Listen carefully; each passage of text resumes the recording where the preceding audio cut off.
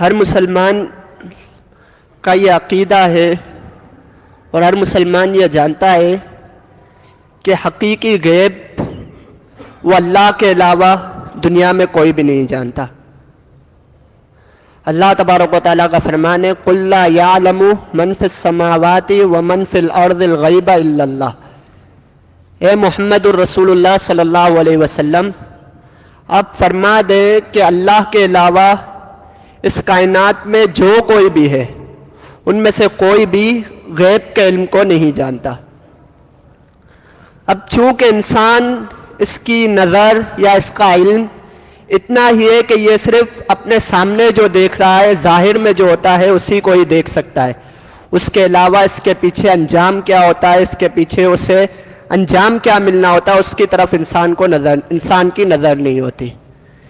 یعنی کہ انسان اگر ظاہر میں اسے کوئی فائدہ نظر آتا ہے تو انسان سمجھتا ہے کہ میرے لیے اس کام میں فائدہ ہی فائدہ ہے، لیکن اگر انسان کو ظاہر میں کوئی نقصان نظر آتا ہے تو انسان چونکہ اس کے پاس اس کے علم میں اتنی وسعت نہیں ہے تو انسان سمجھتا ہے کہ اس کام میں میرے لیے نقصان ہی نقصان ہے۔ لیکن اللہ رب العالمین کا اگر ہم طریقہ دیکھیں تو اللہ رب العالمین کا طریقہ مختلف ہے۔ انسان کی اسی کم علمی کی وجہ سے اللہ تعالیٰ نے انسان کو ایک تسلی دی۔ قرآن مجید میں اللہ تبارک و تعالیٰ کا فرمان ہے کہ عسیٰ ان تحبوا شیئا وہو شر لکم وعسیٰ ان تکرہوا شیئا وہو خیر لکم، کہ اس طرح ہوتا ہے کہ انسان اپنے کم علم کی وجہ سے، ظاہری علم کی وجہ سے انسان دیکھتا ہے کہ کوئی چیز اس کو زیادہ محبوب ہے، اس کے لیے فائدہ مند ہوتی ہے، وہو شر لکم، لیکن وہ چیز اس کے لیے بری ہوتی ہے۔ اور بسا اوقات بعض اوقات انسان دیکھتا ہے کہ کوئی چیز اس کے لیے نقصان دہ ہے، اس میں ظاہری طور پر اس کے لیے کوئی نقصان ہے، لیکن بظاہر وہ چیز انسان کے لیے بہترین اور اس کے لیے فائدہ مند ہوتی ہے۔ اس کی چند مثالیں میں آپ کے سامنے رکھوں گا تو انشاءاللہ بات واضح ہو جائے گی۔ واقعہ افک آپ سب جانتے ہیں کہ ام المومنین سیدہ عائشہ صدیقہ طاہرہ مطہرہ پر ایک تہمت لگی تھی۔ یہ تہمت ایسی تہمت تھی کہ اللہ کے نبی علیہ الصلوۃ والسلام سیدہ عائشہ اور صحابہ کرام رضوان اللہ علیہم اجمعین کو تقریباً 50 دن تک ایک تکلیف اور ایک کرب کی حالت میں گزرنا پڑا۔ یہ واقعہ طویل ہے، اگر اس کو بیان کریں گے تو وقت بہت زیادہ گزر جائے۔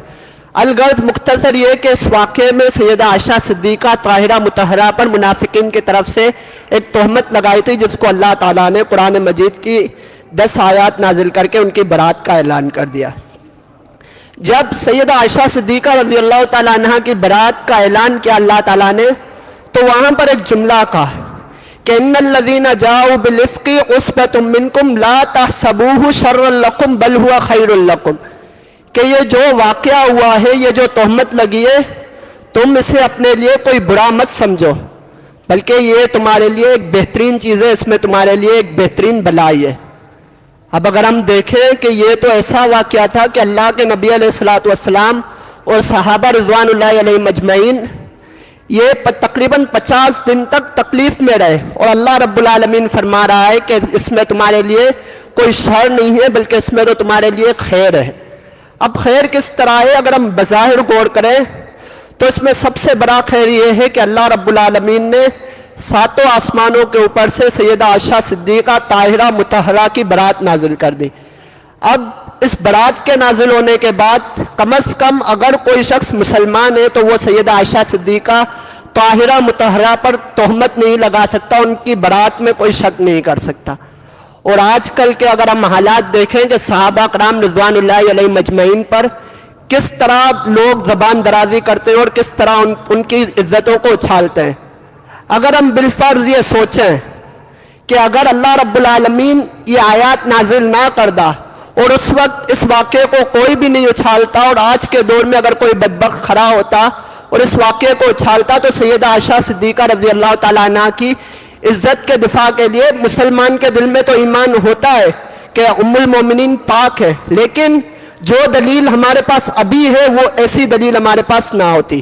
تو یہ اللہ رب العالمین کا ایک بہت بڑا احسان ہے۔ اس میں خیر کا پہلو یہ ہے کہ اللہ رب العالمین نے سارے دشمنوں کو جو ام المومنین پر اعتراضات کرتے ہیں ان سب کے منہ کو اللہ رب العالمین نے بند کر دیا اور ان سب کو ذلیل و خوار کر کے رکھ دیا. یہ مسلمانوں کے لیے ایک بہت بڑا خیر ہے اس میں.